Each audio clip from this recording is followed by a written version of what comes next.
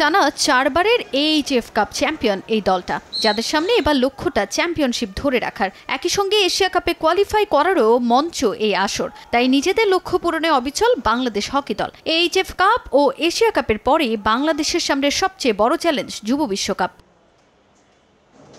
HF cup হকিতে লাল সবুজের আধিপত্য স্পষ্ট। এবারও সেই আধিপত্য ধরে রাখতে অনুশীলন ক্যাম্প শুরু করেছে বাংলাদেশ দল। ধাপে ধাপে ট্রায়ালের মাধ্যমে 33 জনকে নিয়ে ট্রেনিং ক্যাম্প শুরু করেছেন কোচ মামুনুর রশিদ। সামিন, আমিরুল সবুজদের নিয়ে করা ক্যাম্প শেষে মার্চে দেশ ছাড়বে লাল সবুজ। তবে এইচএফ কাপ হকিতে শিরোপা ধরে রাখার এই মিশনে কোনো প্রস্তুতি ম্যাচ খেলার সুযোগ পায়নি বাংলাদেশ, যার প্রভাব এইচএফ কাপে না পড়লেও এশিয়া কাপে বারবারই ভোগায় দলকে। এশিয়া কাপের জন্য আমি মেন করছি যে এশিয়া কাপের আপনার এইচএফ কাপে ইনশাল্লাহ আমরা কোয়ালিফাই করবো। আমাদের টার্গেট চ্যাম্পিয়নশিপ।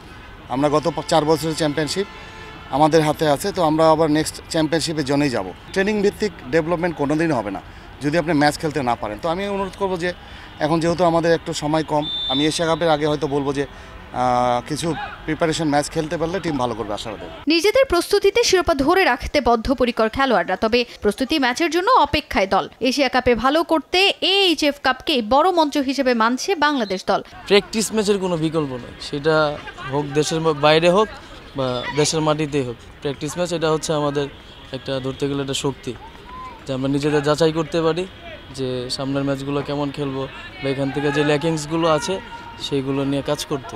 আসলে আমাদের টার্গেট হচ্ছে এখন বর্তমানে ছিল এইচএফ কাপ নিয়ে। আমরা যখন ওই টার্গেট নিয়ে কাজ করি তাহলে আমাদের লাস্ট রানিং যে টুর্নামেন্ট আছে এইচএফ কাপ, ওইটা আমাদের ফোকাস থাকবে না। তার জন্য আমরা ডে বাই ডে আগাচ্ছি।